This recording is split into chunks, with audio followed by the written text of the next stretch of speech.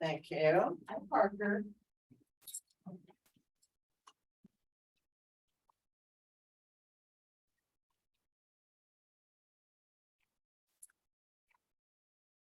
Where do you want to sit?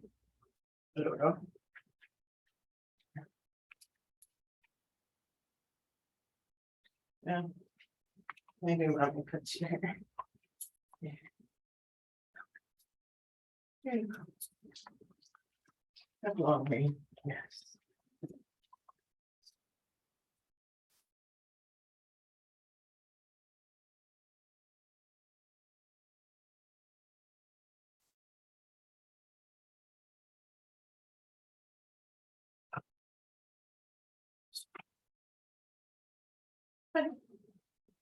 Um,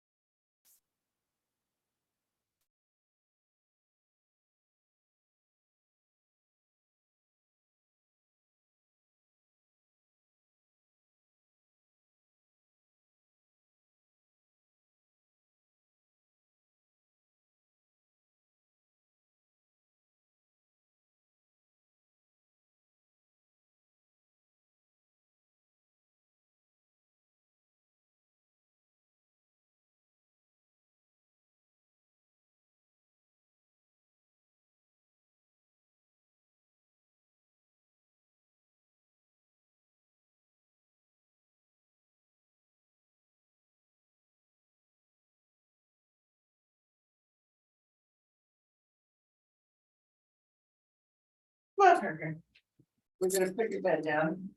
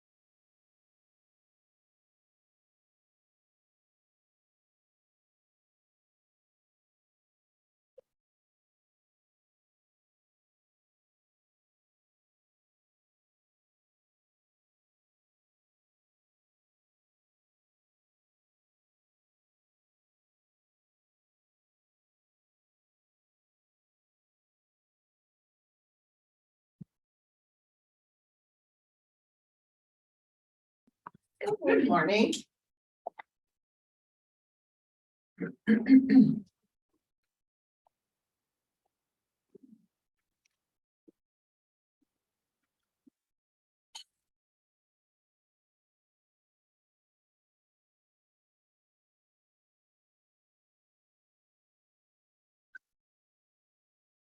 Are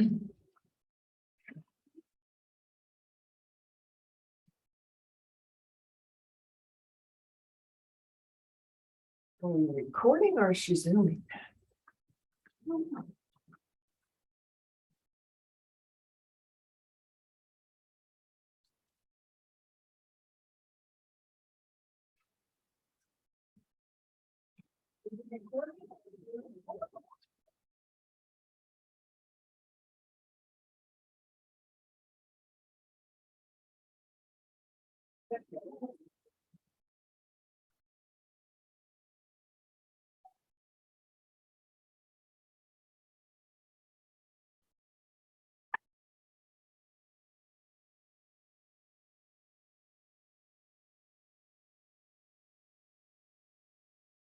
Anything new with you?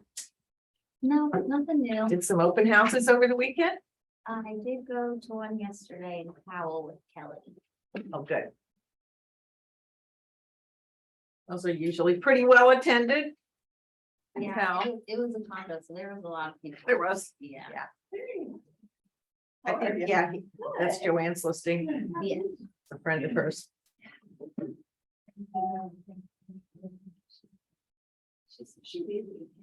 We took her to Amish country and loved her all over like fire and she was proud.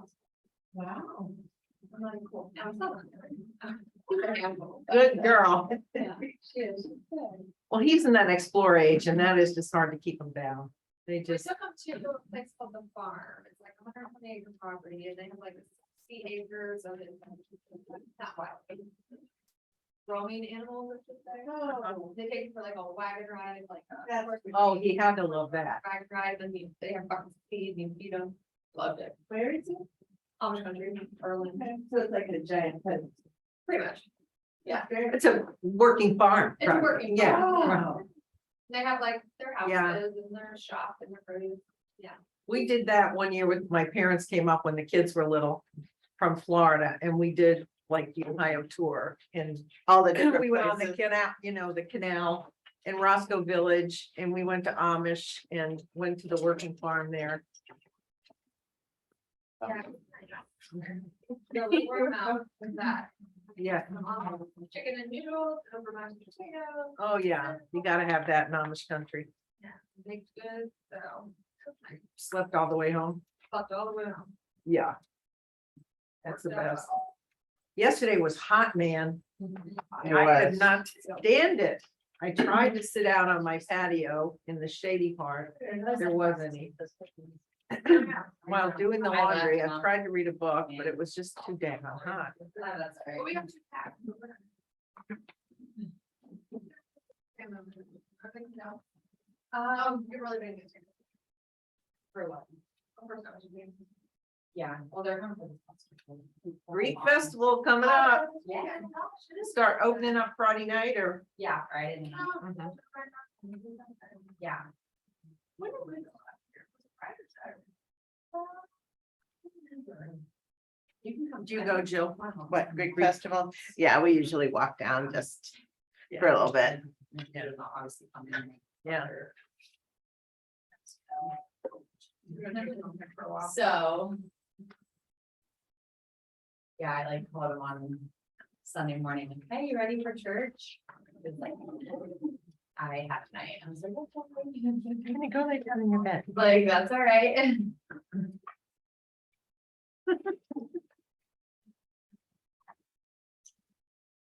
I just, yeah, absolutely. Here, do you want your bed? Yeah. Is this too early? It's not like 5-6 minutes. This is, Yeah. this is early for me to be in the building. I was in here at 8:25. Which is hardly ever happens, but. Used to happen when I was you.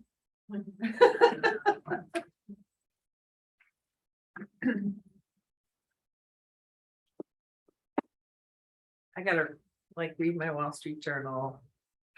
Have my. Watch the deer. This morning, 6 of them. Yeah. We have a mother with triplets. And then there's another doe that kind of travels with her. A third doe tried to come. Did she chase it away? Yes. Hey, Hey there. you're a I huge totally written compliment like worthy. one remedy. So. You well? I've probably written like one or maybe two Exactly, requests. that's why we're And here. I'm almost in license, goodness, 3.5 years. Yeah. But I've been in this market that's not normal, and now Correct. it's normalizing. I'm like, I don't know how to work this market. Everyone's like, this is normal. I'm what- like, it's not normal to me. That's what we're doing. As your brokers, we kind of figured out that might be happening. Yeah, I Yeah. mean, it's like, Like, they don't know what to do. They've only been licensed X number of years. I feel like I'm experiencing that. yeah. But what my biggest fear is now, listing agents are gonna get request to remedy from people who have no training Right. and And have to then- deal with it. So we're gonna talk about that. Yeah, we'll talk about it from both sides, from the listing Mhm. perspective and from the buying perspective. Because sometimes what I see, those don't make it into command and they really should. Even though they're not required documents, they belong in a custom folder. I need to talk about that so that I can see them. So if there's a lawsuit on what was asked for back and forth, I need to see it, so. So Jill's gonna actually talk about, she's in the field writing them and And I'll show you different examples. different inspections, but from my perspective, I also need you to understand that any documents you negotiate have to come into command, so. Give it a few more minutes. Yeah, well. Just a couple more minutes for people to get here.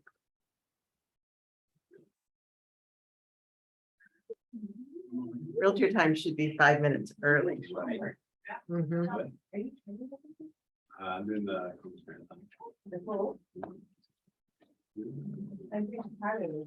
Oh, fun. Yeah.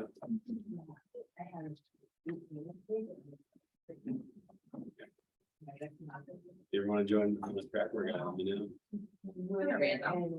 so depends on the week. But, I think this week we're doing Grandview Okay, Heights, yeah, but also do. Good morning. Morning. yeah, are you ready with like, Street friends. yeah. And Would I, you pay to train? what, Would you don't have to train or pay to train? yeah, I was training with, the one girl abandoned me, she's. 2 minutes. Yeah. Yeah. So for you.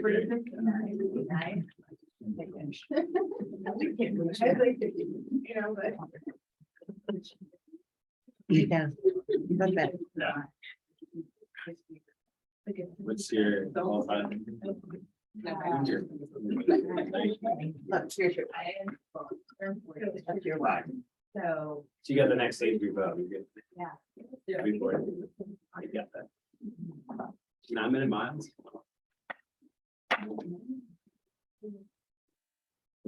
You 30 miles. Okay, well, we'll go ahead and get started now. Thank you guys very much for coming. Lori and I started this whole back to school concept because our market is transitioning from a transactional market where we just want to get people in contract, get them closed, into a skills-based market, which we learned in mega camp. That skills now will be what separates agents who are successful and agents who prosper and serve their clients well. That'll separate those agents from agents who do not do well in our business and basically go out of business. So it's all about changing the It conversation is. now. We're totally changing the conversation with our clients and with each other.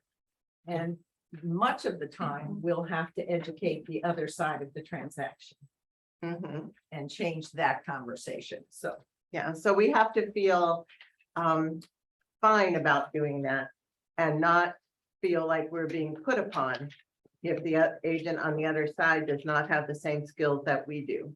Our job is to make sure that we use our skills that we're learning to make sure the transaction goes well for our client. So you may have to do more than 50% you might. of what you need to do. we're gonna talk about setting expectations. We are. And first, we're gonna talk about setting expectations for sellers. You know, I mean, right now, for the last basically 2.5, 3 years, sellers haven't really had to expect a remedy or an inspection. You know, they put their house on the market, we put their house on the market, get a ton of offers. Everybody has waived the inspection or the remedy period, and boom, you know, it's basically done.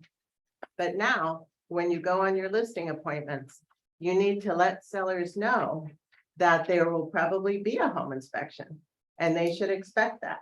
And the home inspection will be followed by a remedy period. So typically, home inspection time period now will need to be 7 to 10 days. So they should expect that.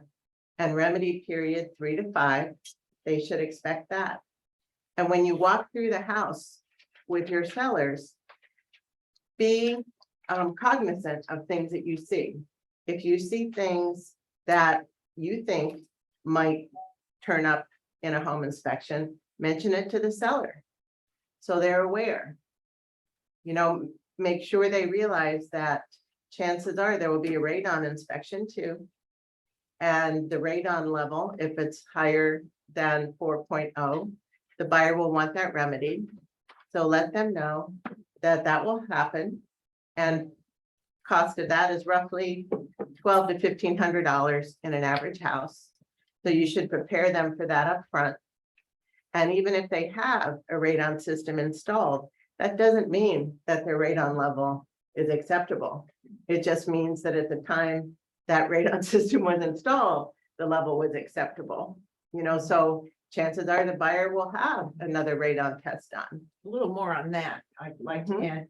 add. The size of the crawl space matters in the price. When a radon system is installed, it is in conjunction with having a working newer sump pump. All of the visqueen is coming out of the crawl space, you know what that is, the plastic. New gravel is placed in there, new plastic, everything is sealed, every crack is sealed on the basement floor, because I can see some of you never have seen a radon system be installed, and that's what you're looking at. So how big the house is, how big the crawl space is, if there's a good sump pump. And you know, how many cracks in the floor of the basement will depend. It could be as cheap as $1,200, it could go up to $2,500, depending on what has to be installed. So we use on average $1,500. Right. You'll get to know the age of the house and kind of what to expect. But what Jill is saying is we've got to prepare the sellers that 3/4 of the homes in central Ohio are going to have higher than a 4.0 Pico Curie level. What's interesting is, just to add a little bit more on that, is that in Canada, their acceptable level is 20.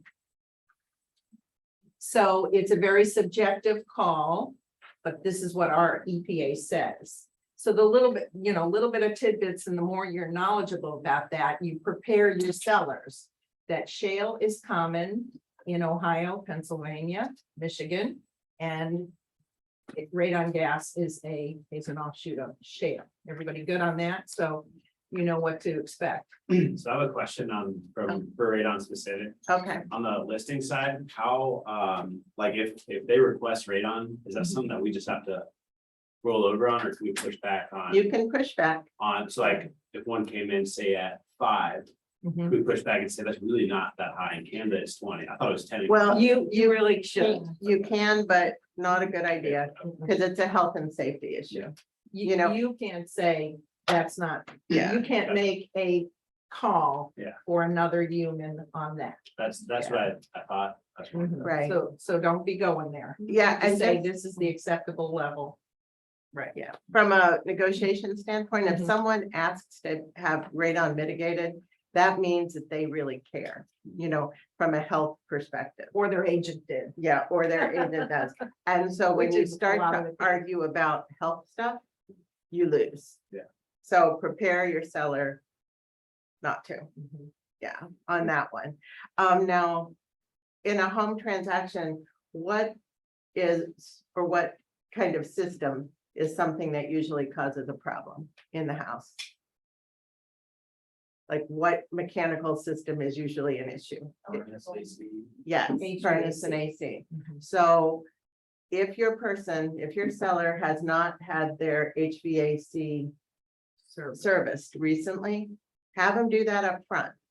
You know, just have them get it done. So that way, when the home inspection happens, the seller will be able to say it has been serviced. Make sure the service person puts a sticker right on that furnace that says when it happened.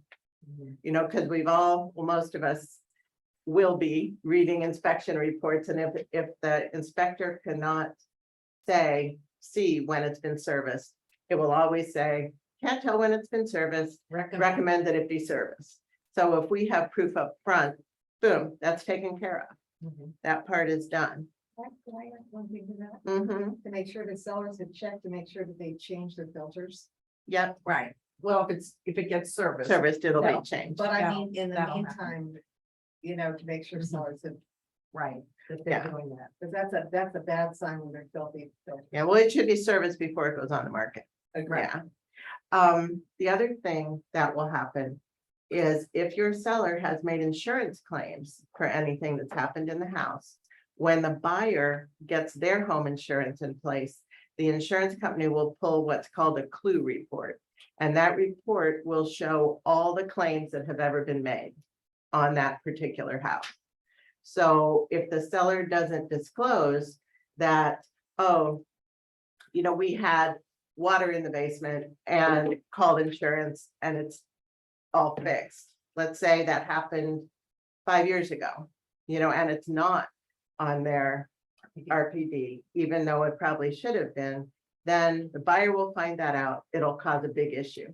So just remind them, say, okay, now have you made insurance claims for anything? Mhm. Does that make sense?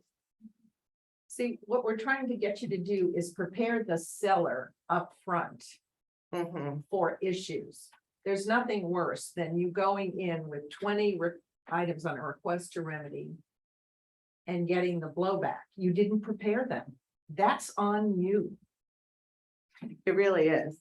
I mean, it's all part of bulletproofing the transaction, transaction.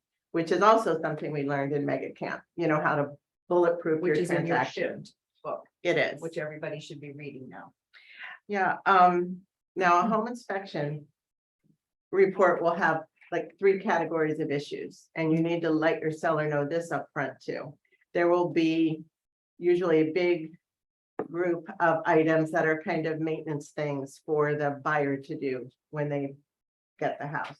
There'll be a group of things that are fairly significant, maybe some health and safety issues that will cost some money.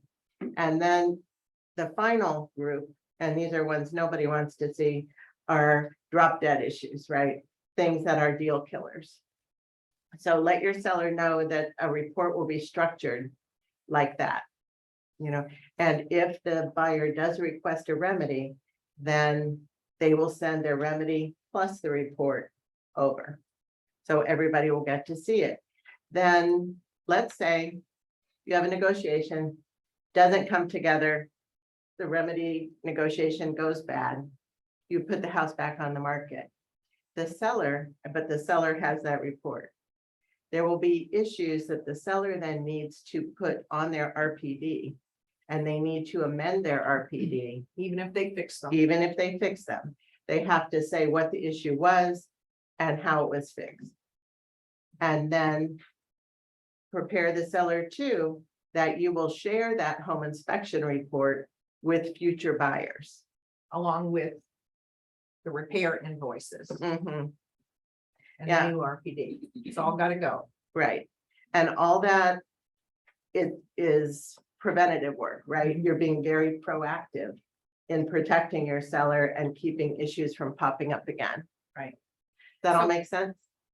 So from a compliance standpoint, when you get a request a remedy on your listing, you create a custom folder called inspection/issues or responses, whatever. You create a custom folder. It's got to be in there. Okay, anything that happened on your file, it's got to come into command, even though it's not a required document. I know it's out there It's gotta come in. So that if there are issues and I get a call, I need to see that report.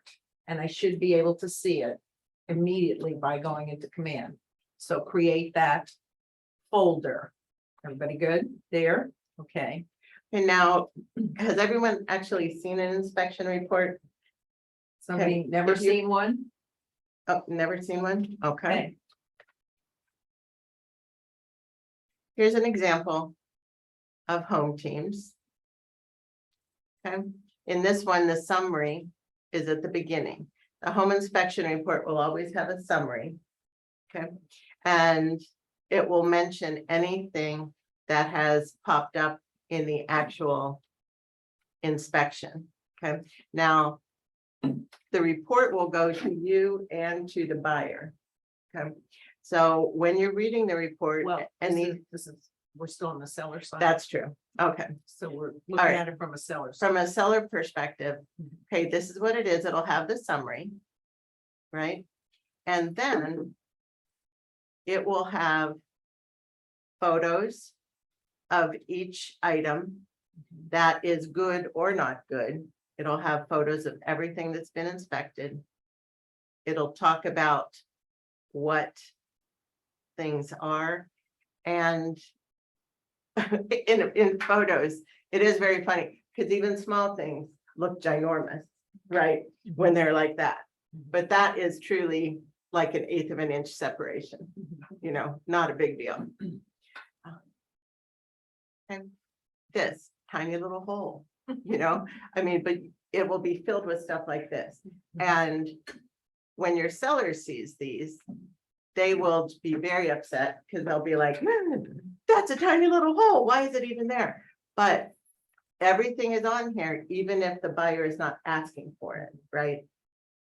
So it's good to let the seller see everything, go over it with them too. So they are not upset, and keep telling them, yes, the buyer is asking for these things, not everything in the report. And it's illuminating, you know, because when you live in a house, when all of us live in houses or apartments or condos or whatever we live in, you don't really look at the condition after it a little bit.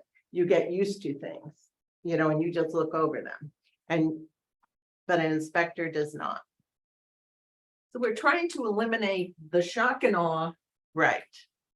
the pushback from sellers up front. Now, It's always good to take them back to when they bought it and they had a home inspection and remember what that was like. So let's go to a different one here. Okay, this is a different type, a different home inspector. different home inspector. This one color codes things, Mhm. right? What does the Make- word maintenance mean? What category of group is that?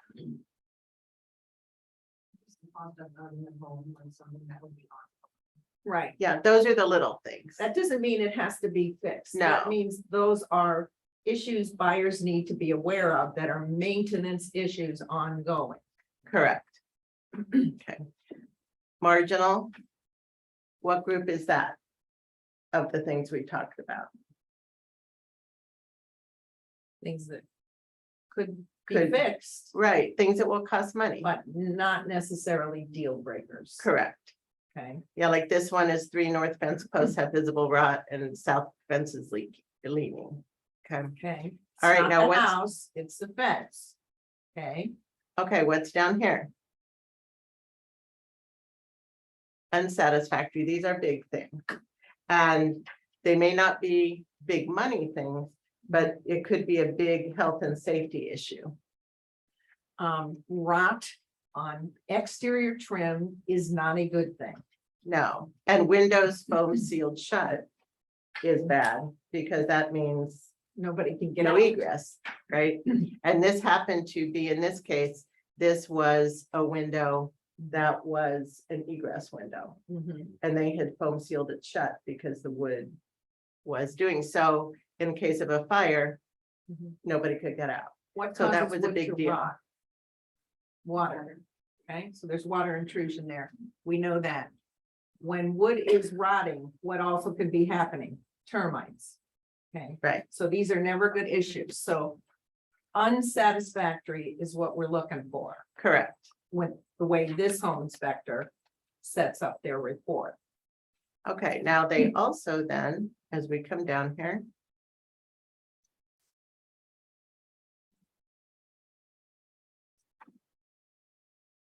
They use terms like normal for the age. Right. This inspector doesn't have pictures. Okay, this is an old inspection report.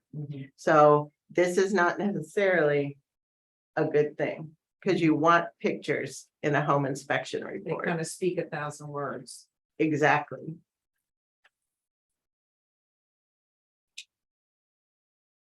Okay, this is a termite inspection report. You know, Which are not mandatory for conventional loans. no, They are for VA and FHA, mandatory. yeah, so the termite home inspection from a seller perspective will say either no visible or visible evidence. Then if it's visible, are the insects alive? Are they dead? Or is there actual damage From past. from past? If they're dead, if this box is checked, that's okay. You know, it just means that there are dead insects there. And the termite inspector actually calls it frass, which I find really, really funny. That's debris from termites and wood-eating bugs. Okay, so then down here, it will say, do something or don't do something. Okay, now if a buyer gets this report, prepare your seller that if it does say recommended action, then yes, they will need to do that, and they want to do that. Because if the deal should fall apart and their house will still be being eaten by termites, right? So even if they keep the house, they need to fix the bug Kind of a infestation. deal breaker.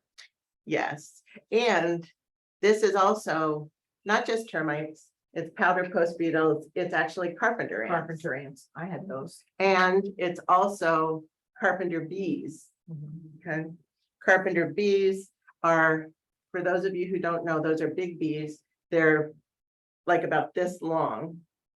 And they're slow and they have big black heads. And they actually bore perfect holes into boards. So in a house, you see the fascia board, you know, and the soffits, and if it has round holes, those are carpenter bee holes. Okay, so let your sellers know that too. Okay, that's a handwritten one. Then this one. Okay, little neater, but basically same thing. Tells you what it is, what to do. There will be places where they can't inspect. And they will say where they can't inspect. The more places where inspection can't happen, the less reliable the inspection is, right? So let your sellers know that in their basement, they need to bring boxes and things away from the walls if possible. So the home inspector can actually go and look at the walls. Because what will happen if they haven't done that, then the inspection report will say, couldn't inspect the walls, you know, please have them remove all their belongings and somebody will check again, right? So make sure to prepare sellers, move things in from the walls. If stuff is piled against basement walls and you can't even see the walls yourself, No, it's got to come away from the walls. You've got to be able to see if there's cracks back there or moisture or any of Yeah. it. So all of this is prep work. We're still talking about sellers. correct. We're setting the conversation around the expectations. Yeah, Rachel. Can you touch on, type of financing and expectations for sellers? Yes. Mhm. Yes, so obviously anything that's government insured is going to be stricter in the expectation of the condition of the house. Obviously, older properties, you've got to have this conversation. It is always a good idea to ask your sellers if they've been on a pest control program. You know, they regularly have things checked. That's a question I always ask my sellers of homes that were older than, 20 years old. That they were, because in Central Ohio, we have all of this going on. It's like a question I ask, the same about servicing the HVAC, and if they're on a maintenance plan, and does that transfer to the buyer? They paid for it. And a lot of times, the next inspection will already be paid for if they're on a maintenance plan. The same with the pest inspection. So those are checklist questions that I have with the condition of the home, but structural cracks are what kind of cracks typically? What do they look like? Stairs. They look like stair steps, or they're horizontal, then they might drop down and then they're horizontal again. Those are not good cracks. All homes have settling cracks. Those are kind of vertical, kind of fine, like little veins. Or we see those things we see cracks in the floor of the basement. Homes have basements poured in the middle of winter in Central Ohio. The basement is being poured. I can guarantee you that those floors will crack. Inspectors care about cracks that are bigger than 1/8 of an inch wide in a floor. Right. And for those of you who aren't familiar Mhm. with government loans, okay, and a lot of you won't be because of the market we've been in, they're FHA, VA, and USDA loans. Now, when the appraiser comes to appraise those properties, in addition to just doing a value appraisal, they'll look for things, and the things that they look for still are peeling paint. They care about peeling paint, and they care about uneven concrete, and they bowing care walls. about bowing walls and no handrails. And if they Right. see damage to shingles on the roof, they'll ask for a roof search, Right, guaranteeing to the buyer that the roof has at least two or three Yeah. more years remaining left. Yeah, years remaining life to the house. So that's gonna be a given. yeah. The other thing that I've seen a couple times in a conventional loan is the appraiser actually calling out a couple things also that they question. So that can happen. It's rare, but it does. But in a government backed loan, those are definitely things that'll be peeling paint, uneven concrete.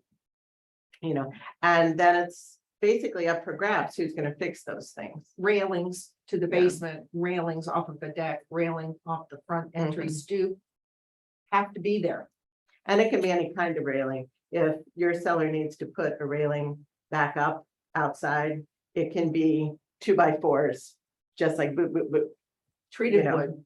anything. Mhm. And a railing going down a basement stairwell also can be anything, because everybody knows when you're moving, you don't want it there anyway, right? Because you have to carry your stuff everywhere. Mhm. So make it temporary if possible, or get the old one out of the basement, tack it up there, and then take it off again after the inspector comes back. But yeah, so we see those things. And when I said it's up for grabs who fixes it, it doesn't necessarily have to be the seller that fixes those things. Sometimes it's a buyer, and the buyer will say, okay, I will just come and do those things. And as a seller's agent, you have, because we've already done the home inspection, we've agreed to do the stuff, right? Now here comes the appraiser. And as a seller's agent, you have leverage in saying, these items are because of the type of loan your buyer is getting. Can the buyer come and paint that trim, scrape and paint that trim on the outside? Or can they put up a temporary handrail outside? And usually that goes pretty well. It's risky though. Yeah. It's really risky to allow anyone on your property because of accidents and liability. I never advocate for us to do that. Would you recommend doing a full harmless in that case? Yeah, I mean, it's still, anything that's open for litigation is open for litigation, Even if there is a hold harmless. you know, so it'd be much better in the expectation for the seller. For the upfront. seller to do it. We know their home's gonna be attractive to an FHA VA buyer. Let's sit down and be real. You know, I'm all about that. Let's tell them the truth up front that they are gonna get called out for peel and paint on the exterior. God forbid inside. They are gonna get called out for no railings. But they're in a price range that's under like $375,000. And our FHA buyers are emerging, yes? So setting expectations for our sellers now, changing the conversation, it isn't all gonna go their way.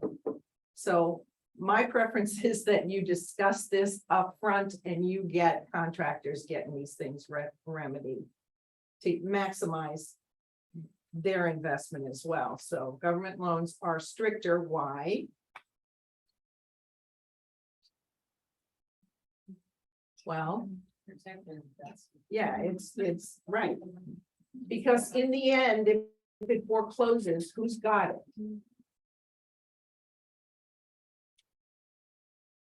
That's an As we'll easy see question. those again. Yeah, Is the seller required to pay the termite inspection? no, Yeah, And not- they are. no, they are not. They're That not changed. anymore, that changed. Yeah, Okay, it just good, I learned recently something. changed. So seller is not required to pay the VA inspection. Yeah. Maybe a month and a half ago. Yeah, Use the home team, now they just pay for it. Give it to you for free. What? If you use the home team, they just give them the termite inspection for Good. free. Home team gives a termite inspection for free, we just heard. to a VA buyer or To to, VA buyer. just to to VA. VA buyers. Yeah, okay, Yeah, yeah, I didn't know it either, so that's a. yeah, new that kind just of- changed. We don't need a clause in the contract. No. Mm-mm, Mhm. you do not.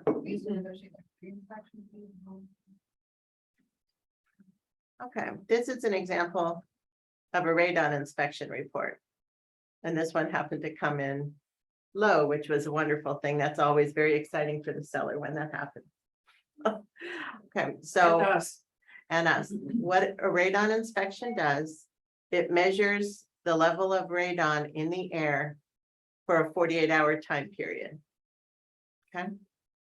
And the radon test equipment is placed usually in the basement, or if there's no basement, it'll be in a central place on the first floor.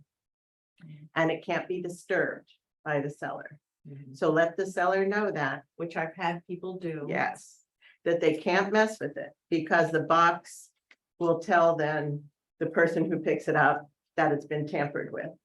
Okay, they also are not supposed to have fans blowing. If they have a fan blowing on it, the box will know that too. You know, the instructions The box for, knows everything. it does. The instructions that the radon test person will give the seller will say, do not open windows, do not open doors, do not do this, do not do that.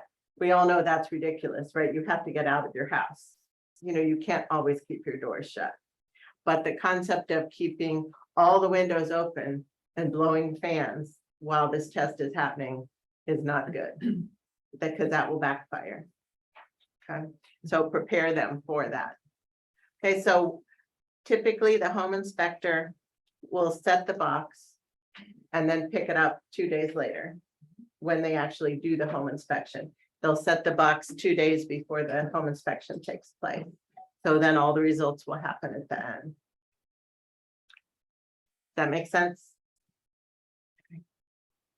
Okay.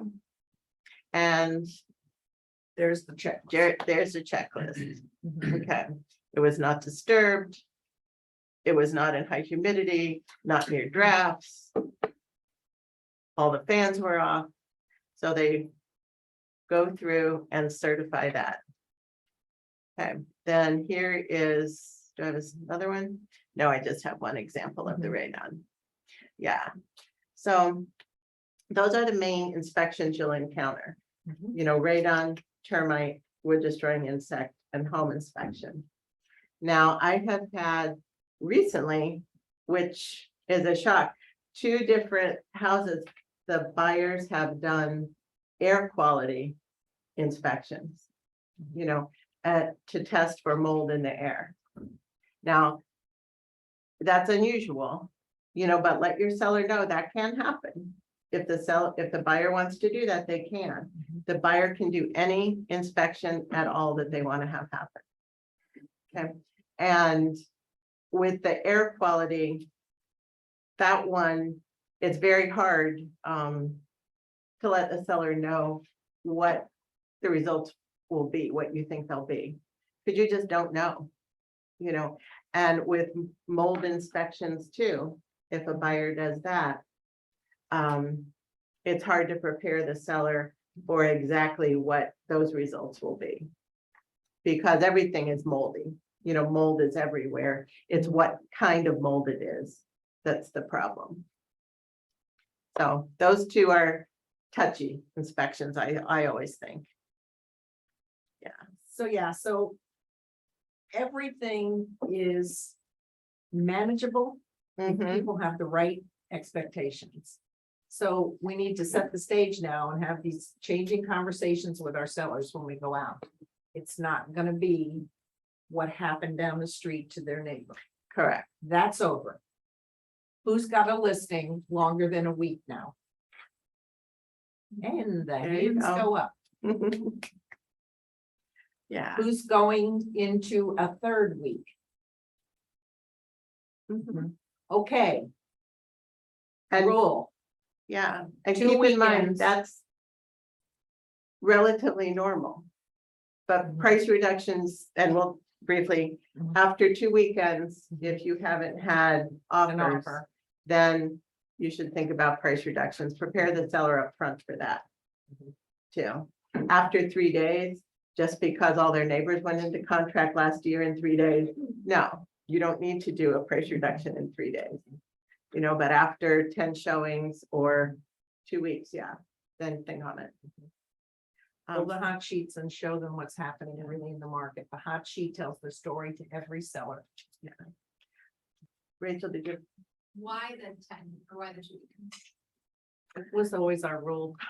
Yeah, No, it was usually 14 days or 10 showings. or 10 showings. In this market, it would be 2 full weekends, which is when buyers are looking, right? Some of you have had 3 open houses now. Yeah. Come on. 2 weekends. I like 2 weekends just because that takes care of the people who may have been out of town or on vacation during that first weekend Mhm. and will have missed the house Yeah. completely. Mhm. So that's what I do. But those are conversations, expectations we Yeah. need to say to our seller. Especially if they didn't list it at your price, Right. right? So setting the expectation that there will be a price adjustment. Translation reduction. Okay. Yeah. So any any other questions on Questions sellers? about how to prepare your seller? At all? Over well and septic systems as well. They're out. Oh, yeah, Oh, well yeah. and septic. Good Yes. question. Yeah. Definitely, if they have well and septic, let them know there will be a well and septic inspection done. Have they had the septic cleaned out in the last 2 years? Right. That's a maintenance issue. They should be on a program with that. For pumping out the septic, okay? Yeah. Have they checked the wells? Sometimes the wells, if they've been gone for 6 months, the wells need to be shocked. Yeah, and for those of you who aren't familiar with wells, when you shock a well, that means basically you pour Clorox in your well, and let it Flush be in there out. for a while and flush out and flush it out. And then that cleans the pipes in the well, and it will also clean the taps in the house and everything. Sorry. Occasionally, I mean, and this has only happened to me twice. In a farm, both of them were, one was a country property, one was a farm property. And the water had been shocked, that part had all been done. But the tap that the well inspector was getting the water from was outside. He wouldn't get it from inside. And so it kept showing bacteria. So he insisted on getting it from that tap. So finally, my people went out there and just swabbed that tap with Clorox, and so it would be clean when he came. That kind of thing has only happened twice. Typically, the well sample is from inside. Because I began my real estate career in 1977 in Delaware County. This was an ongoing thing, and this was just a matter of course.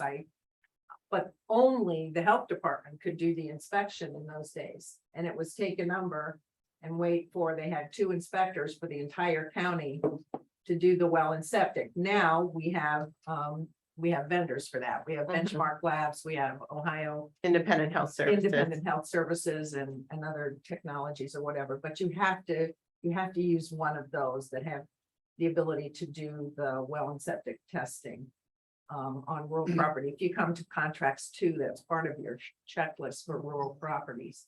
So, And for From that. septic, there are different kinds, there are septic systems that have aerators, there are ones that have just a leach field, and no aerator if they're old. There are mound systems, which when you are driving through the country, if you see a long row of pine trees that are on a mound, that's a mound system. That's very expensive to install. And now they are kind of going out of style again, but for a while, Licking County was requiring those, which was a big ordeal. Yeah. But well and septic, not cheap.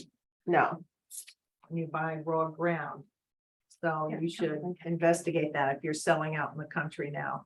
Good to remind us, Lisa, about well and septic. We don't see it, here. In our subdivisions, they're all in public sewer and water and stuff, but we are going out in the country more and more. And you're learning about things you never thought you needed to know, so. exactly. So any more questions about this from a seller standpoint at all? Yep. This isn't as much of a question as it is just an observation of something I'm seeing. When I'm setting the expectation about the remedy period, that's where I'm getting a lot of the pushback on price. So they're like, well, if I have to account for all these things that you're telling me, I'm not listing where you want to tell me. And so it's been that finite conversation of having both the conversation, we have to list your home at a lower price than you probably wanted, and you're probably gonna have to make remedies. So finding, I guess, the verbiage for that, or if you guys have any advice in that conversation, that's where I've been seeing the biggest pushback, I think, from my sellers. I think that's when you show them more of sales from the last 30 days, if possible, to make sure they totally realize that prices are becoming more realistic.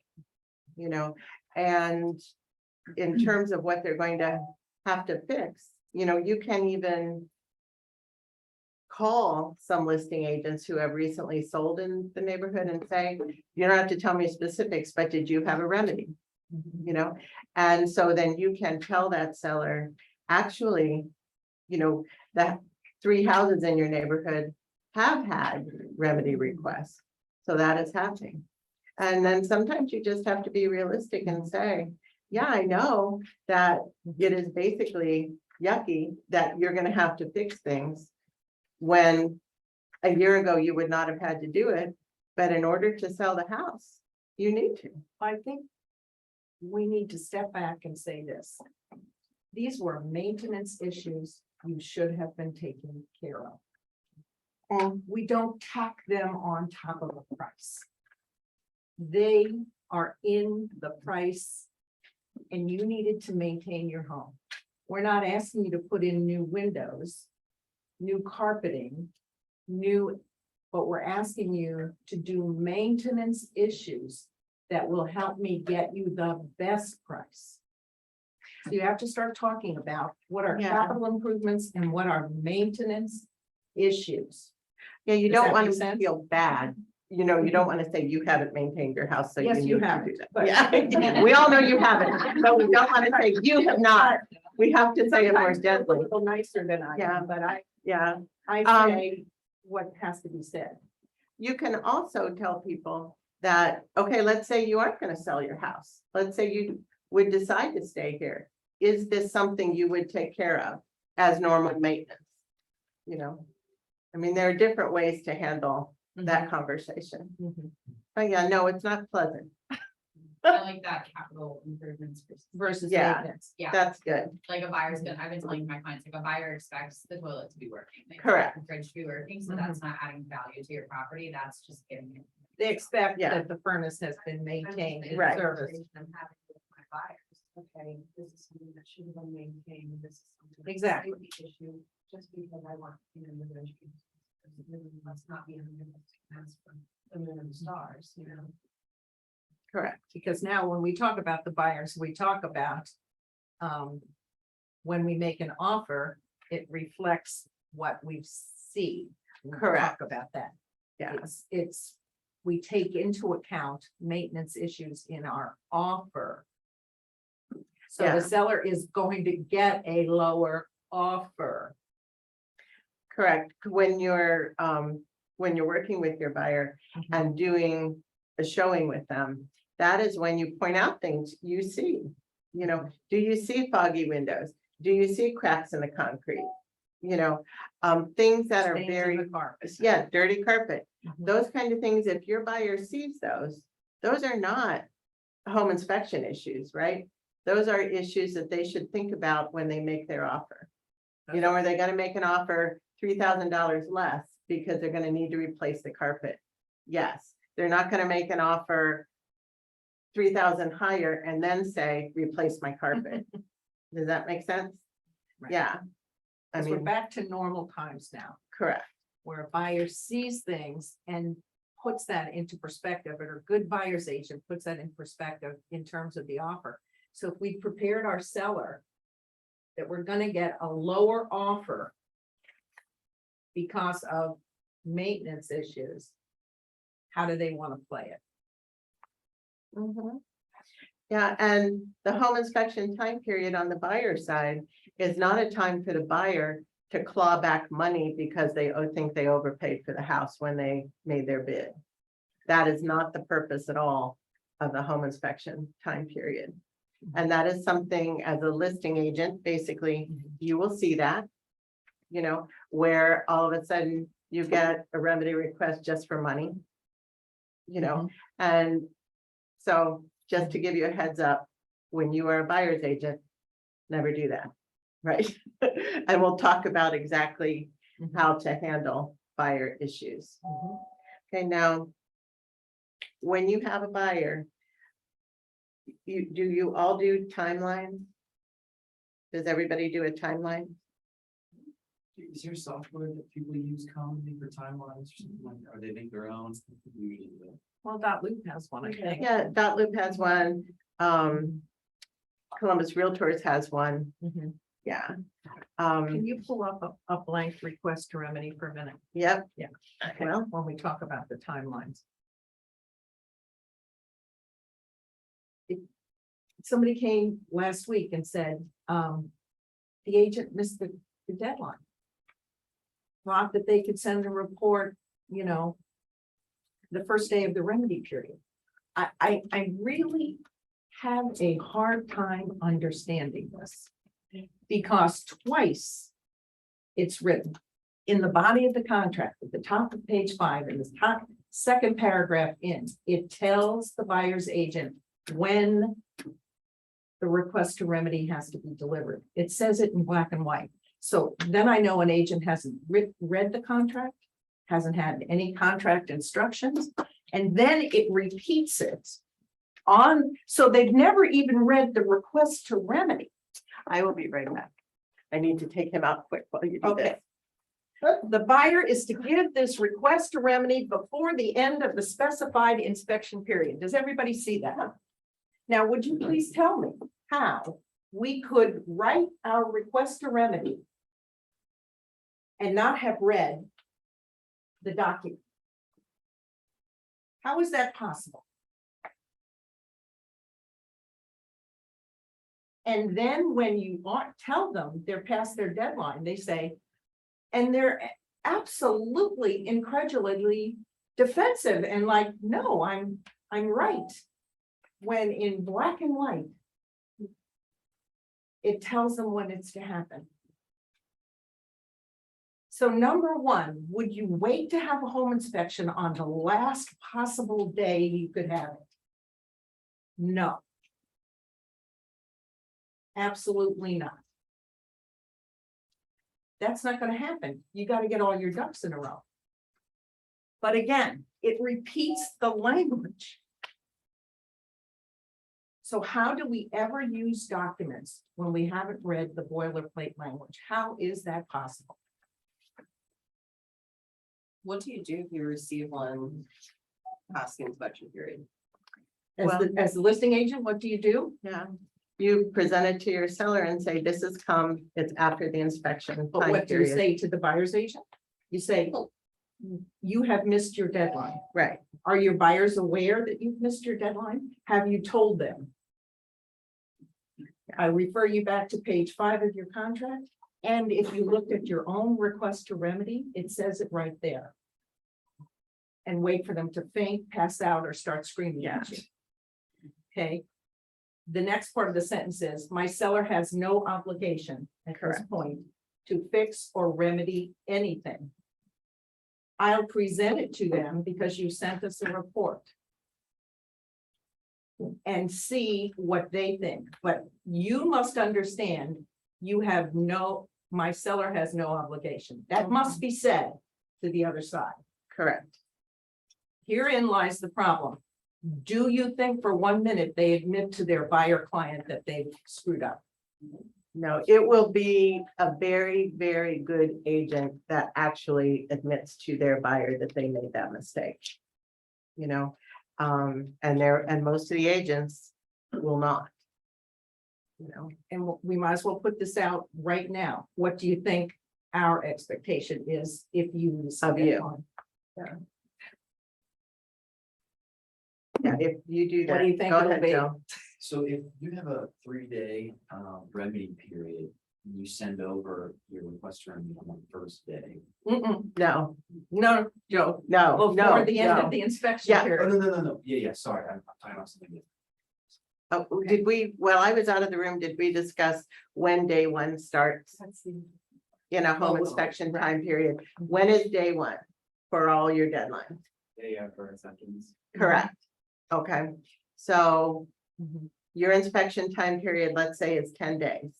Within that 10-day time period, you have all your inspections and you submit your request to remedy Or your termination. or your termination. Okay, now, if- Termination's got to come in that deadline too. correct, everything happens in that time period. Okay, now, if, let's say you have a remedy time period to negotiate of 5 days. Okay, you submit your request to remedy on day 7 of your inspection time period. You have the 3 days that are left in that inspection time period, plus the additional 5 to negotiate. Mhm. Fine, You have extra time if you submitted it early. yeah, Agents That are makes getting sense. that screwed up. No timelines change depending on the date of the inspection. Or the day you send the request to remedy, okay? There are contract deadlines that are hard and fast. Those don't move. Okay? It's not 5 days from when I got it, no. So if there's still 2 days left in the inspection period, you as the listing agent got extra time. You might be able to get some estimates or whatever, you got some extra time. And a lot of times a buyer's agent will send it early, knowing full well you'll need to get some estimates. So, You have to come to a consensus before the end of that remedy period. You have to agree. exactly, or the Yes. contract terminates on its own terms. correct. Now, Mhm. one thing you can do, let's say you are the buyer's agent. And the buyer does want to do a remedy. Okay, you submit it and you don't hear back from the seller or the seller's agent. And you're getting near the very end of that negotiation time period. Mhm. And your person is either gonna have to let it terminate, or what's gonna happen? They can claw that back. They can rescind their remedy request, and then you are still in contract at that point. So a buyer and a buyer's agent shouldn't really be scared to submit a remedy. Okay, even if the agent on the other side is saying, well, my person's not going to do anything, they're absolutely not going to do anything, you can still submit the remedy and then bring it back. Rescind it, or you can send a termination as well. Oh, yeah, or you Within can that time. terminate, Mhm. but you can rescind it Mhm. if your person still wants to purchase the house. Mhm. That makes sense? All agreed upon periods in the contract can be addressed in addendums if they need to be extended. But they must appear in addendums. There cannot be verbals on these requests to remedies, no verbals. A lawyer will rip that apart. Okay, there have to be contract addendums extending any deadline in the contract, okay? Make sure you're doing that. But here it says, the real estate purchase contract shall terminate unless one of the three events occur on or prior to the end of the remedy period. Everybody see it? The seller says, yes, I'll remedy. The seller and the buyer agree to which unsatisfactory items will be remedied, or the buyer waives Waives it. the request to remedy. Okay? Otherwise, it terminates. And now during the inspection time period too, that includes insurance, homeowners insurance. So make sure your buyer talks to their insurance company to make sure the property Is is insurable. insurable. Okay, Mhm, some properties are very difficult to insure. mhm. You know, if you are buying a campus rental, for instance, those can be very difficult to insure. You know, so make sure that the buyer has found insurance at a price that they find acceptable. Okay, Mhm. and if you get into an issue with that and they're having trouble, ask the seller's agent, what insurance company does the seller use? You know, and that's a route to go to. What items do you think might make a property insurable, uninsurable? Now into, It's difficult. Crime, Crime tube is difficult. crime. manufactured homes. Mhm. Floodplain. What? Floodplain. Yeah. Floodplains. You have to get government flood insurance. Yeah. Yeah. Yeah, floodplains, that is an important issue. They're herring, very herring. It's Yeah. very specific insurance. There is a cost to it. So even though the house is only, you know, 100 to 150,000, you're like, listen, if you're never gonna get quality insurance, like you can improve this house. Anything government regulated costs. Yeah. So when you are actually showing a house, make sure that you let your buyer know if it's in a floodplain or not before they decide they want it. Mhm. And a floodplain can just be on the property, not even near the house, and it's still a problem. You know, and floodplains switch. You know, the National Geographic Service or whoever, the GIS maps are redone every once in a while, and floodplains shift. You know, so that is a very significant issue. Right. I have a question.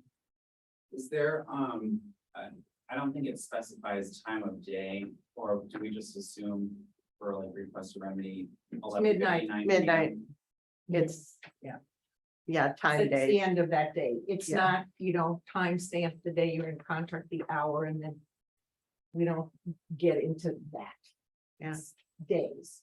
That's why deadlines always start the day after you go into contract. You know, because if you go into contract at 10 o'clock at night, that would only give you two hours if you count that day. So, but then when you do closing and possession, that's when you can do an actual time. Time, which I prefer that you Yeah. do. 'Cause Yes. We don't give keys at 11:59 Exactly, PM. right. Let's be real. But for the inspection, it's always midnight.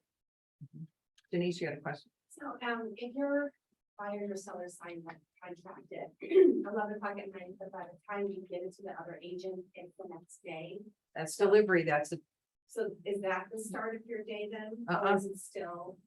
the day Delivery that the date is the contract date of the signed? contract. Right, it's a So day now it's you- signed by all parties.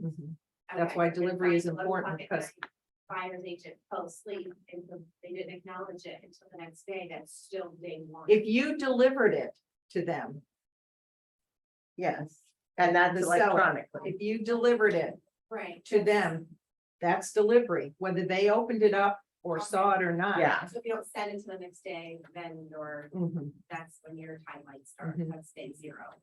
Correct. mhm. Everybody good on that? Okay. Okay, and just to, I mean, a little aside, if you're a seller's agent and you want timelines to start quickly. Yeah, if your person signs it very late at night, send it right then Mhm, to the other side to make sure Delivery. one starts in the morning. mhm, Okay, and you're not delayed. mhm. Okay, now, giving home inspectors, okay, to, Now we're the buyer, on the buyer you were side. on the buy, this is all about the buyer now. Okay, so give your person, your buyer, 3 home inspector choices. Okay, and then they can look up home inspectors All too. licensed They in need our to all state. be licensed. For those of you who haven't used home inspectors before or don't know any, this is the time now for you to interview some. You know, ask them how they work, what areas of town they like. See Are- their reports. Yeah, look at their reports, find home inspectors you're comfortable with. And refer those to your people. And also tell them, you know, they're free to use whatever home inspector they like. But these are ones that I'm comfortable with and that my clients are comfortable with. And now, home inspectors aren't just random either, right? A home inspector who specializes or does most of their inspections in a subdivision where homes are basically 20 years old or newer is not the home inspector that you necessarily want in Victorian Village.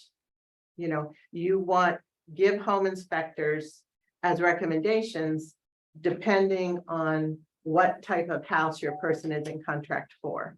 So that requires homework on your part, really interviewing home inspectors and finding out who specializes in what. So you can give good referrals, not just look up home inspectors online, you know, and say, oh, here are 3. They can do that themselves. So it's important that you know, at least one of your licensed home inspectors has a structural engineer on staff. Yes, Or that they use, because basement issues have to be addressed by structural engineers. Not by the average home inspector.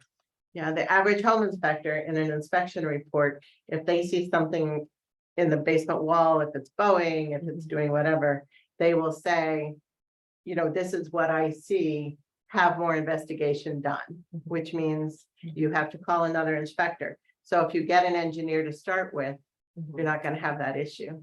Not to jump back to sellers and listings, but I've definitely had situations where I'm like, that basement wall is gonna be a problem. Mhm, Do you recommend the seller go ahead and? I do, yeah, Because it's been like, I know this is gonna come up and it's gonna Right. kill our deal. because Yeah. I know There's what I'm looking potential, at. like, I Yeah. wish I didn't know what I was looking at, I but I know. do know what I'm looking at. yeah, And so, yes, I always recommend that they get a structural engineer report. Now, older homes are what they are. I mean, how many homes are you gonna show in Arlington before you know that there were always basement issues and there are steel I-beams in almost every basement I've ever shown there? Does that mean people should be worried? Do you know how to explain to a buyer what a steel I-beam is? If it was installed and engineered correctly, it is a lifetime fix.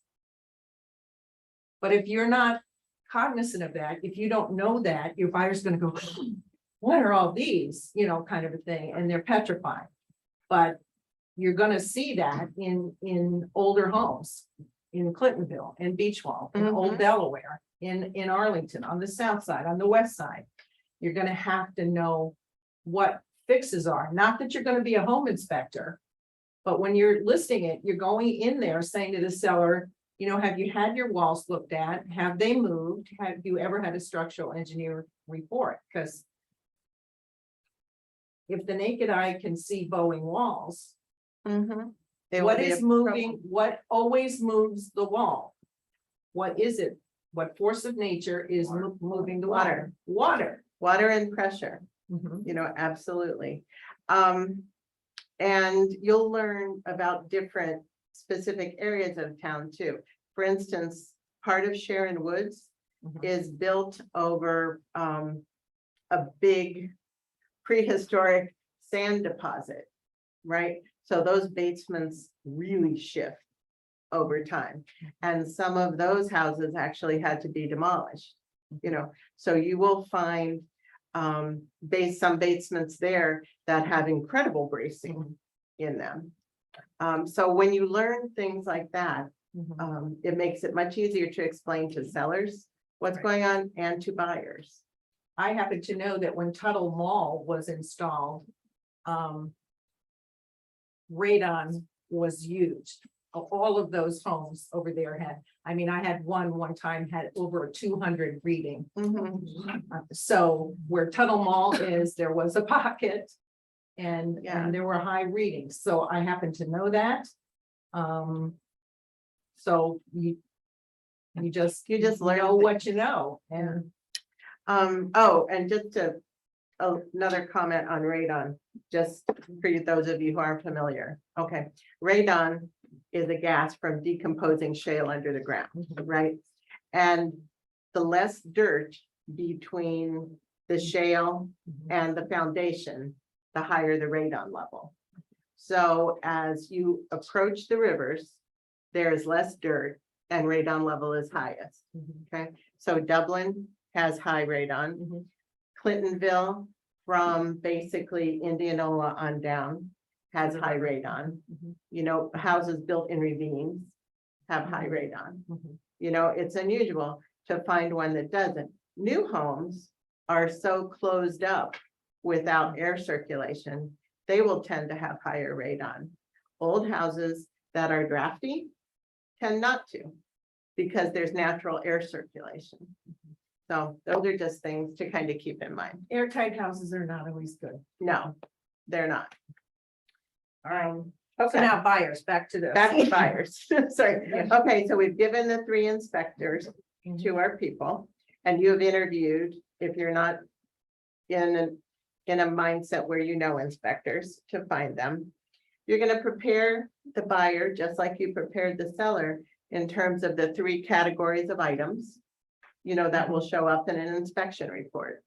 So they know that in that report, they are not in the mindset of asking for everything that pops up. No, they want to focus on health and safety issues. And they want to focus on things that are going to that will cost money. Structure and mechanical. Structure, mechanical, and health and safety. Those are their big things. Cosmetic, no, we see all that. And when you're going through a house, okay, we're going through the house, we're showing the house, we see a stain on the ceiling. We have no idea if that's important stain or not important stain, but we point it out. We say there's a stain on the ceiling.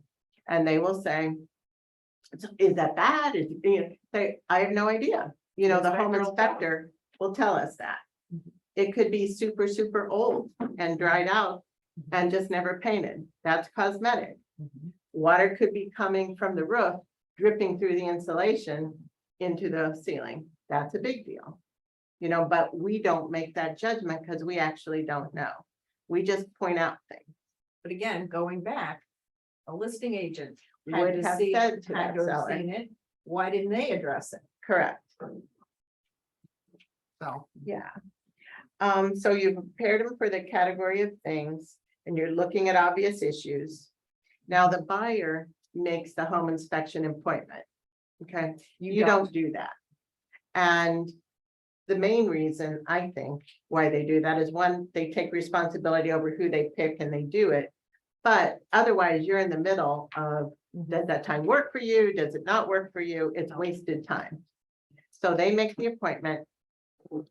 And they let you know when it is.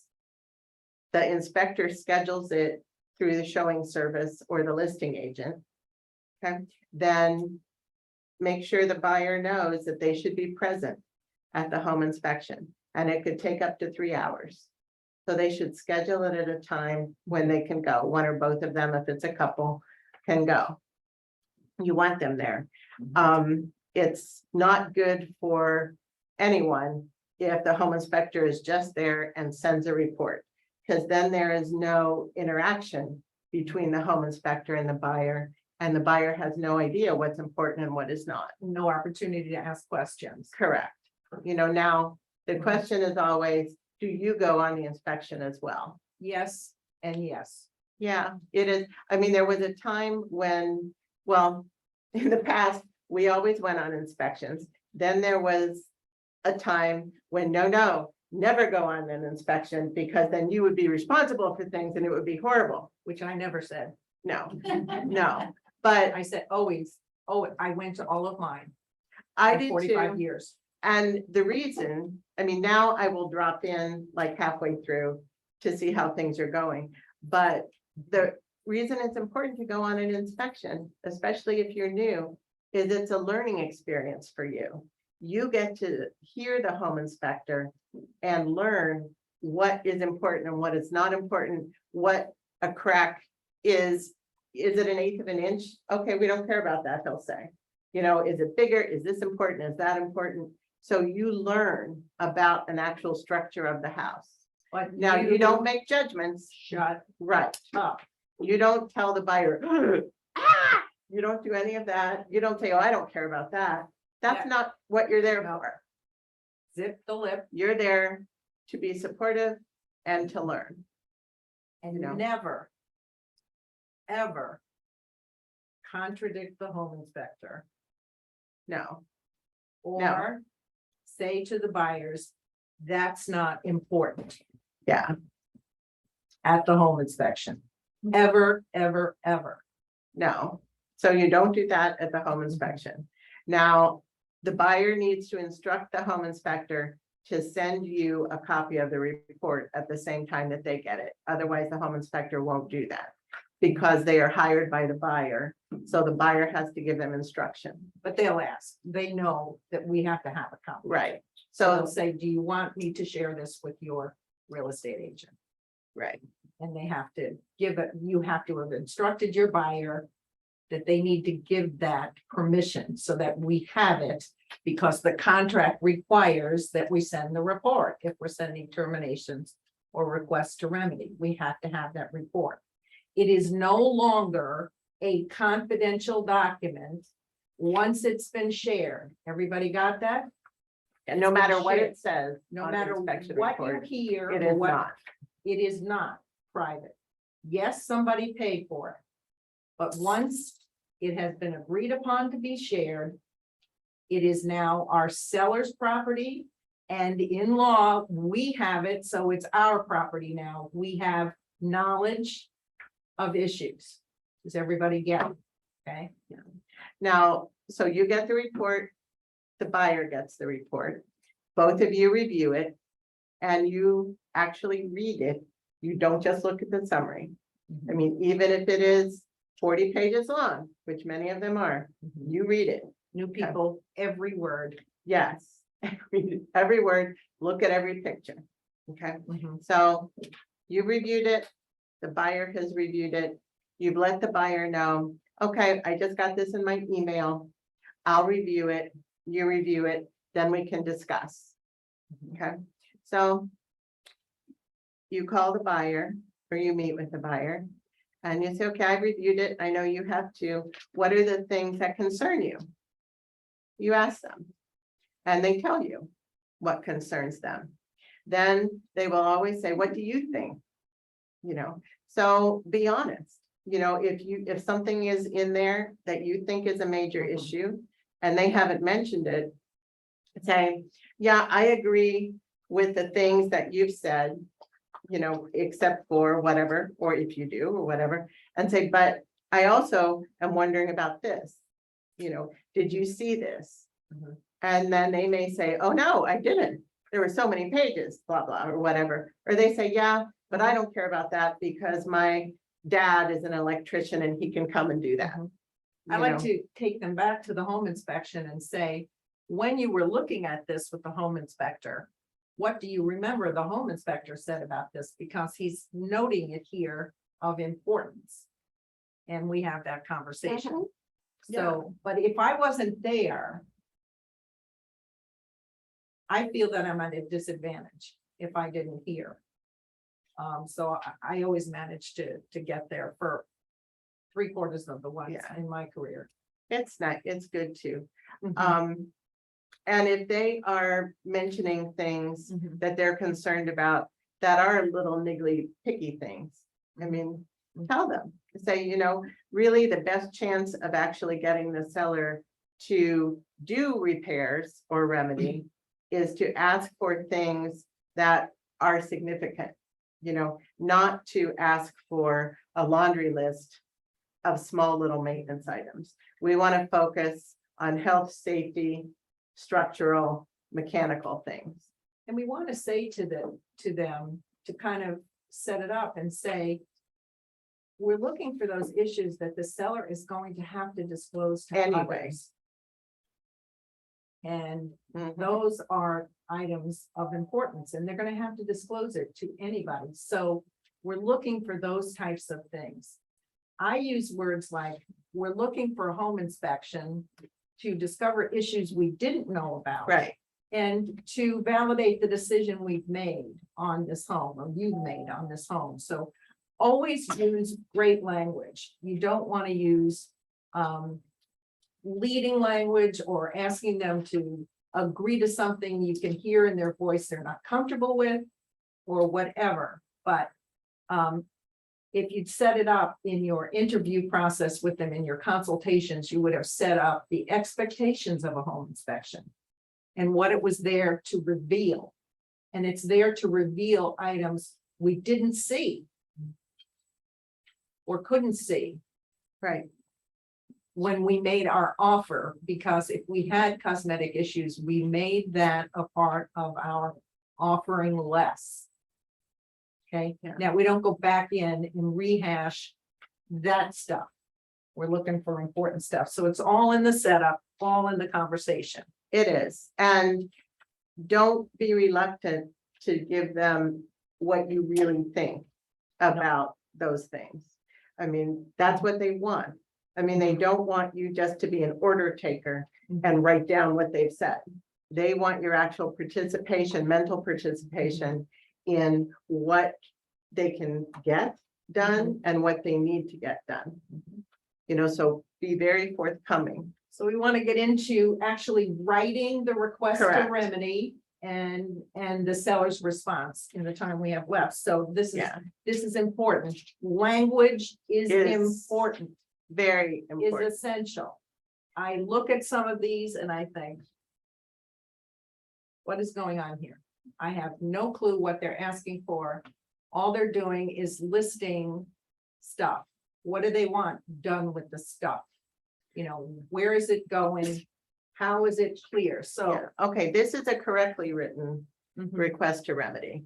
Okay, you're saying what it is, radon level is high, KC report. Okay, this is what we want to have done. Mhm. We want the mitigation system to have at least a 3-year warranty, which they do.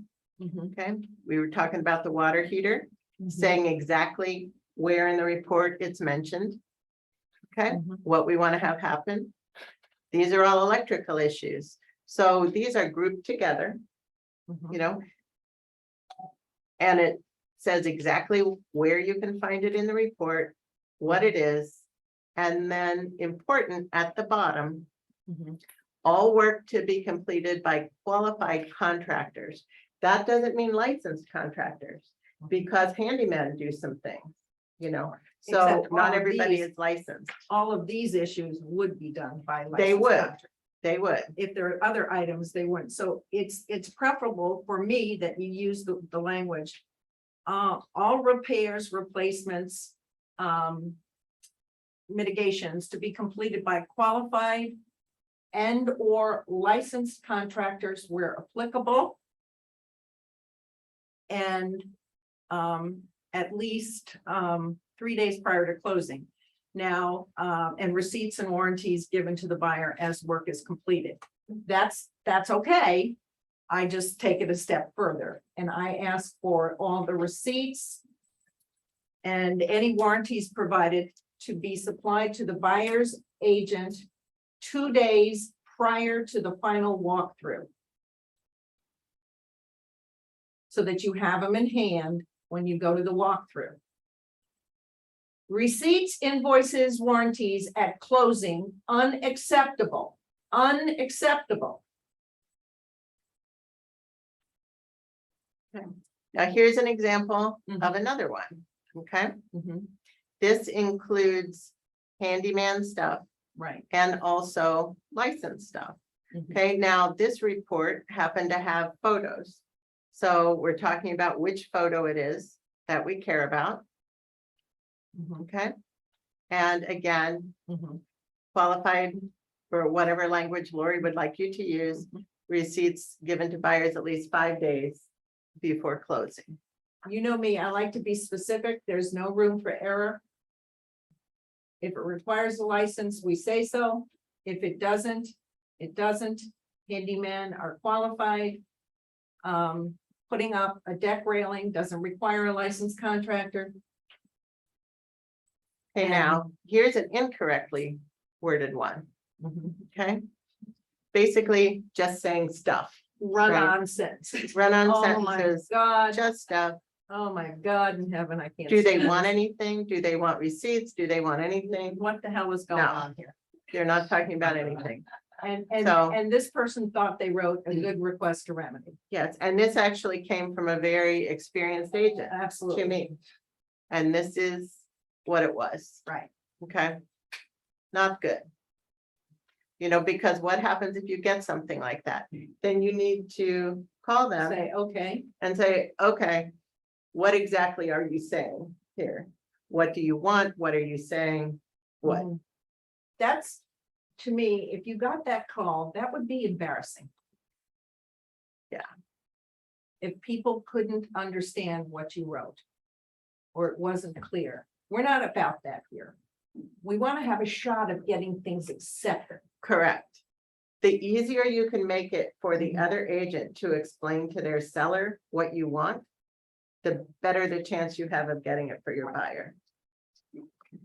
In, you know, and like number them, bullet point them, not in one great big paragraph of nonsense. Correct. Josh, Um, you have a question?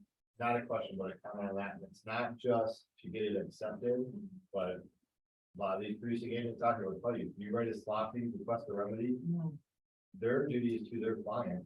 They will use that against you. Of course. So Mhm. very, very Yeah. important. Yeah, Okay, I'm this, not gonna give you the licensed deal because you didn't ask for it. okay. So a seller, as we know, can respond in different ways. Mhm. They can agree to do items. They can agree to do part of the items and counter back. They can decide to give money instead. You know, as a buyer's agent, typically, I would rather have money for my buyer in closing costs than have the work done, unless the work is very quantifiable. You know, unless it's like one thing that needs to be done and it can only be done in one way. Because a seller will typically do repairs in the cheapest way possible, you Huh. know? So it's nice if your buyer gets control over the repairs. Okay, so in this response, the seller decided to lower the price by 3,000 or give the buyer the $3,000 closing cost credit. Buyer can choose. You know, and then what has to happen, right? Buyer and seller agree to sign a contract addendum stating the option the buyer chooses. Right. And why is there an addendum done if that's one of the options? What? So it goes to. So it goes to the Correct. lender. Because a lender does not get copies of any repair negotiations. You know, All new people, you understand that. Correct. Everybody? They don't get a copy of the request or remedy. They don't get a copy of the seller's response. Does they do not go get to a the copy of lender, the report, Okay, right? but something has to go to the lender. If we're making a concession. Okay, in this case, this is the option they chose. Seller to contribute 3,000 toward buyer's allowable closing costs and prepaid. Now, when I respond as a listing agent, which is what 2/3 of the time I did, was work with sellers. I always took control of the addendum. So and usually it was never, we never lowered the price unless it was a cash deal.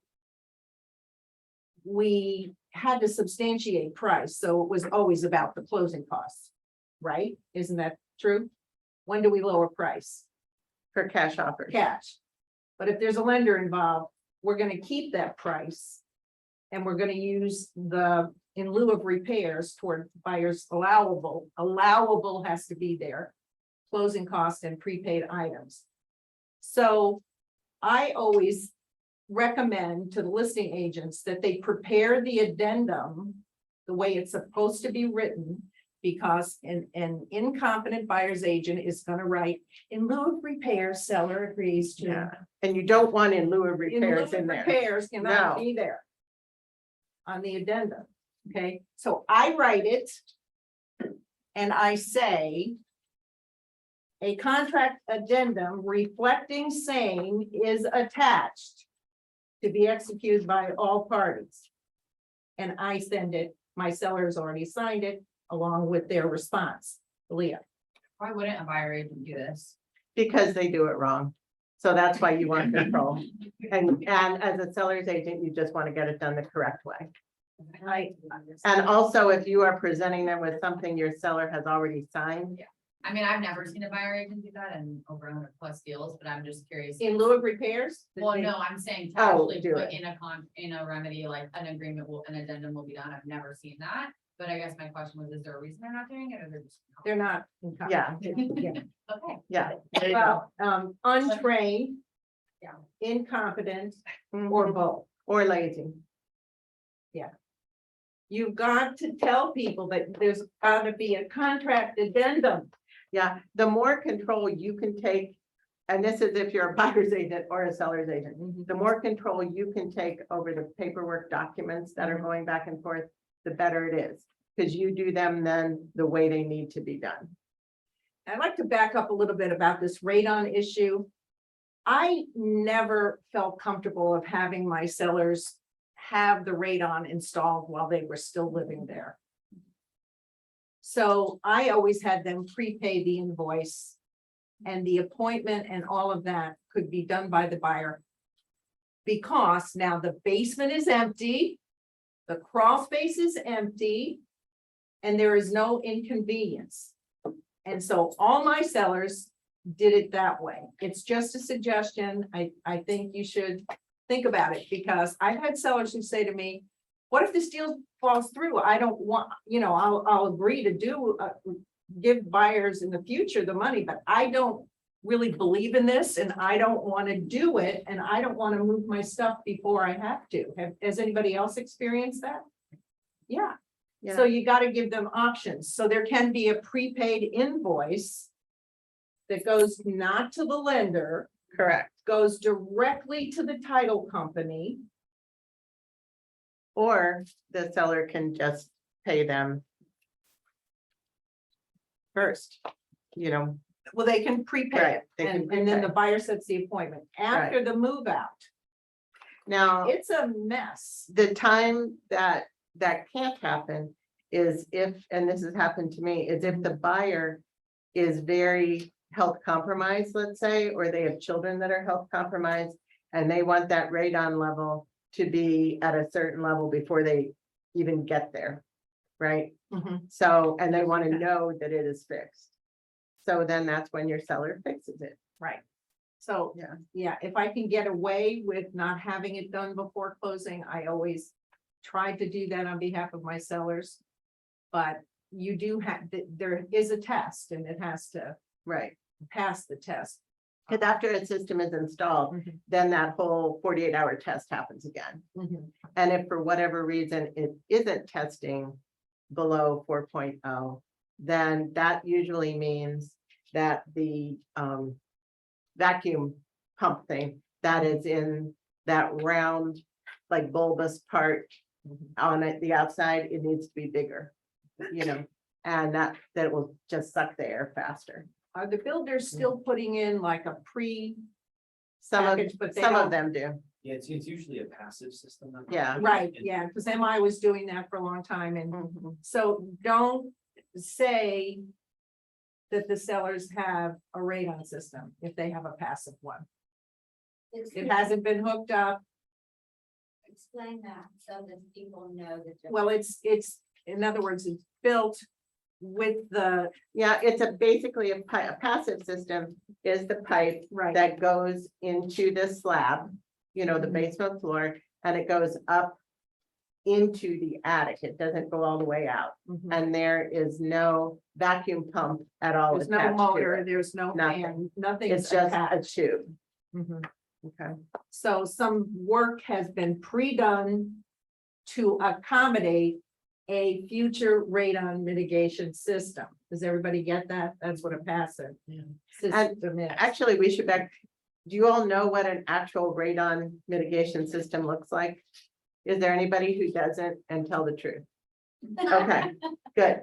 It is that white, big white pipe. It's like this big on the outside of a house that you see sometimes that goes straight up the side of the house and above the roof.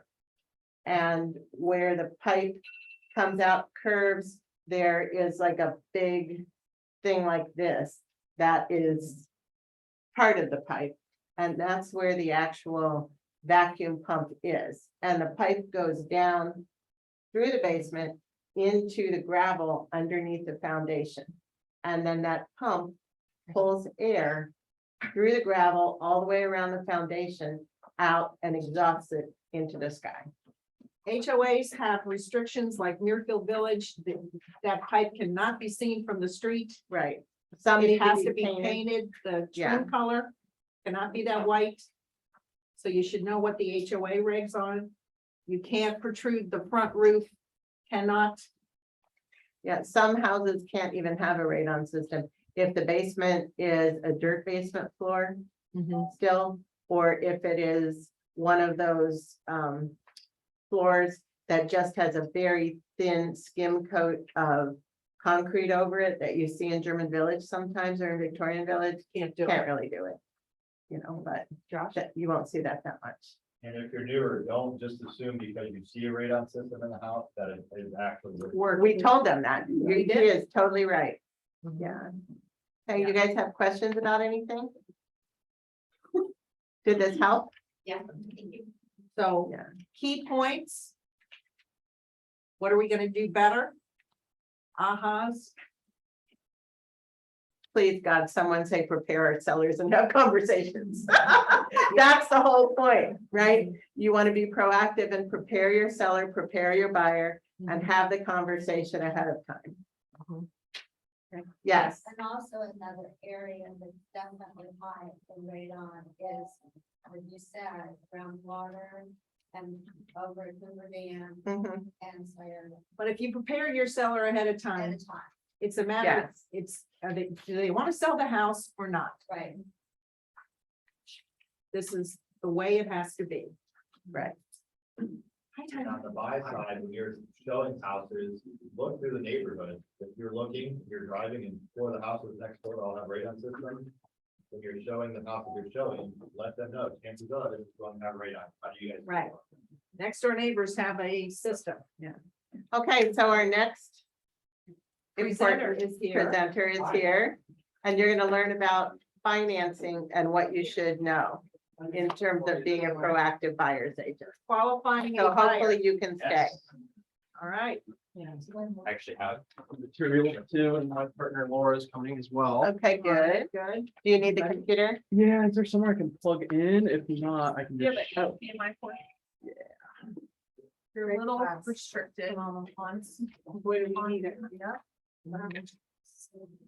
I just want to say. Hit stop share. I just want to get this stuff. And then. Yes, I do. Meeting for all.